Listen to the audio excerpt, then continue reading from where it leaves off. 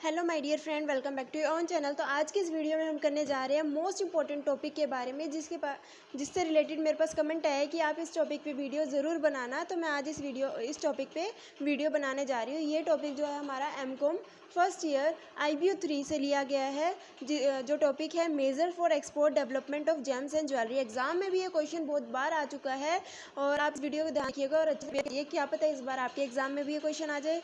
तो क्या क्या मेजर्स लिए गए हैं हमारे जो जेम्स और ज्वेलरी के एक्सपोर्ट को डेवलप करने के लिए।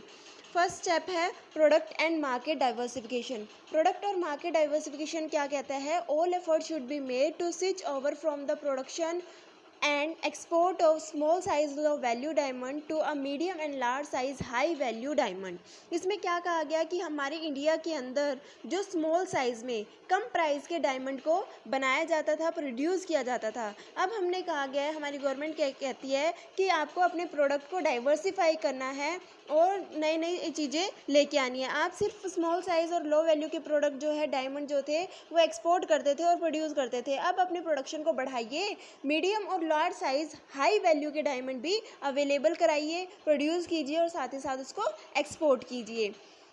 Presently, India export only small and teeny size diamond which are used as raw material by the American and European jewelry industry। यानी कि अभी क्या हो रहा है, एक प्रेजेंट में जो इंडिया है वो क्या कर रही है, स्मॉल और टीनी साइजेस के डायमंड को एक्सपोर्ट कर रही है, जो कि as a raw material use किया जाता है अमेरिकन और यूरोपियन ज्वेलरी इंडस्ट्री के द्वारा।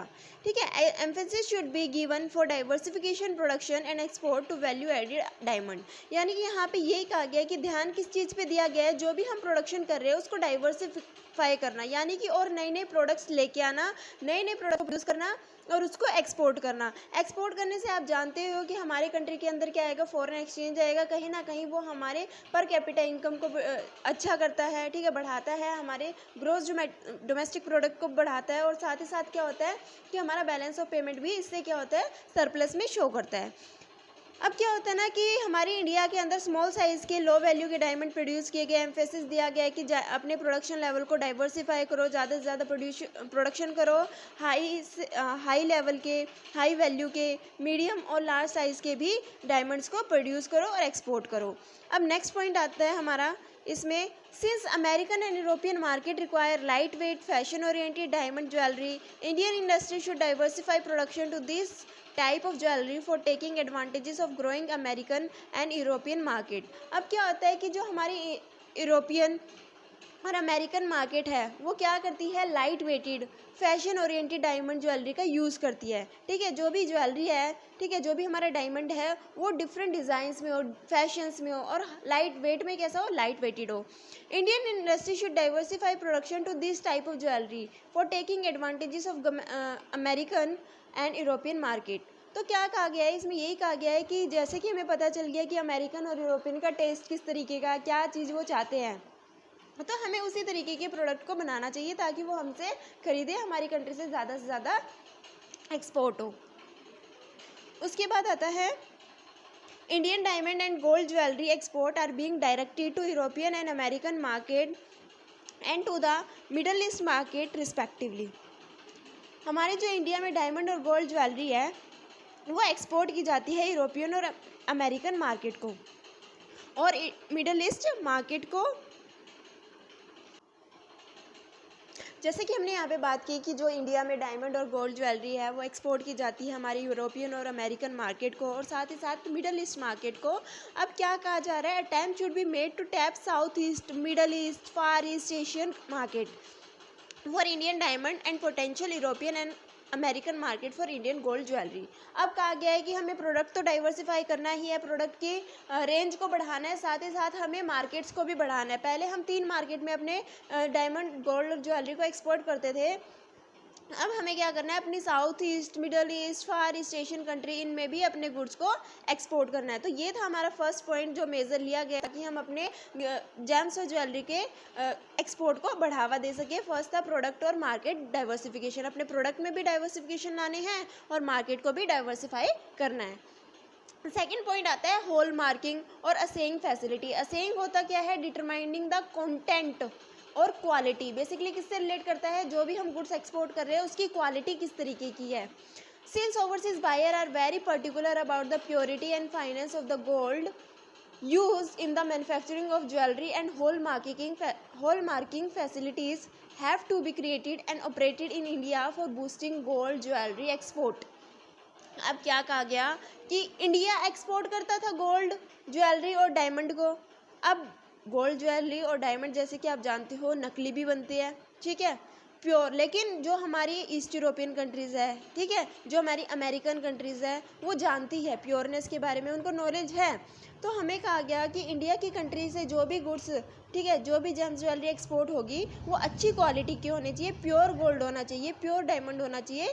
इसकी क्वालिटी, इसके ऊपर क्या होना चाहिए, हॉलमार्क होना चाहिए, यानी कि हॉलमार्क होगा, ठीक है, कोई क्वालिटी सर्टिफिकेट होगा, तो ज़्यादा से ज़्यादा हमारी कंट्री से क्या होगा, गुड्स एक्सपोर्ट किया जाएगा। क्यों एक्सपोर्ट किया जाएगा, क्योंकि प्रॉपर सर्टिफिकेट होगा, प्रॉपर हॉलमार्क होगा, जो ये कहे कि जो भी गुड्स आपने एक्सपोर्ट किए वो अच्छी क्वालिटी के, तो ज़्यादा से ज़्यादा लोग उसको खरीदना चाहेंगे, ठीक है।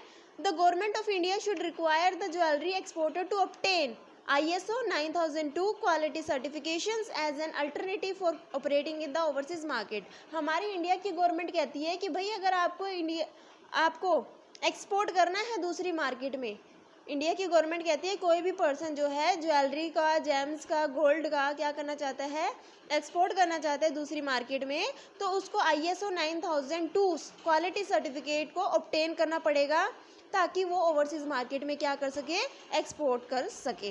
तो ये था हमारा सेकंड पॉइंट, जो ये कहता है कि जो भी आप गुड्स एक्सपोर्ट कर रहे हो, ठीक है, उसकी क्वालिटी अच्छी होनी चाहिए, जिसके लिए आपको क्या करना पड़ेगा, इस सर्टिफिकेट ऑब्टेन करना पड़ेगा। अगर आपके पास वो सर्टिफिकेट है, अगर आपके जेम्स ज्वेलरी पे हॉलमार्क है, तो आपका जो एक्सपोर्ट है वो ज़्यादा से ज़्यादा और इंक्रीज होगा। थर्ड पॉइंट कहता है कि डिज़ाइन डेवलपमेंट। डिज़ाइन डेवलपमेंट क्या कहता है कि जो भी हम डिज़ाइन भेजते हैं ना, एक्सपोर्ट करते हैं, उस डिज़ाइन को हमें क्या करना होगा, बढ़ाना होगा, ज़्यादा से ज़्यादा और अच्छे से अच्छे डिज़ाइन लाने होंगे। क्योंकि आजकल मॉडर्न ज़माने में क्या होता है, ट्रेडिशनल जो आउटलुक है उसको ध्यान नहीं देते। लोग चाहते हैं कि हमें कुछ मॉडर्न मिले, कुछ नया मिले, कुछ अच्छा मिले, अट्रैक्टिव मिले, ठीक है। तो to make Indian gold jewellery acceptable in the fashion oriented and conscious overseas market, some changes in design have already been effected. Innovative and creative design should be introduced by the industry to make the Indian gold jewelry light weighted and more fashion oriented and competitive। यानी कि as we all know, अभी हमने पढ़ा था अपने point पे, first point जो था हमारा प्रोडक्ट और मार्केट डाइवर्सिफिकेशन में, कि इंडिया जो है वो अपनी टू कंट्रीज अमेरिका, ठीक है, अमेरिका और यूरोपियन मार्केट में क्या करता है, गोल्ड ज्वेलरी और डायमंड्स को एक्सपोर्ट करता है। तो उनकी प्रेफरेंसेस क्या है, वो किस तरीके की गोल्ड डायमंड को लेना चाहते हैं कि लाइट वेटेड हो और साथ ही साथ फैशन ओरिएंटेड हो, ठीक है, और साथ ही साथ क्या हो, कॉम्पिटिटिव हो।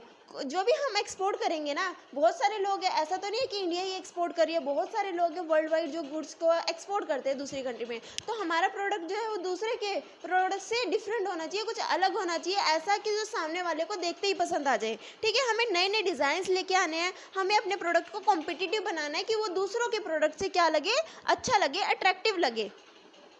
Tie up arrangement with some leading overseas jewelry, which should be as much as it would not only help in getting exposed to latest fashion changes and manufacturing technology, but for getting better access to the overseas market। ठीक है, इसमें ये कहा गया है कि हमें क्या करना है, कुछ ऐसे लीडिंग ओवरसीज़ ज्वेलर जो बहुत बड़े बड़े जो है ओवरसीज़ ज्वेलर जो है उनके साथ टाई अप कर लेना चाहिए, उनके साथ मिल के काम करना चाहिए।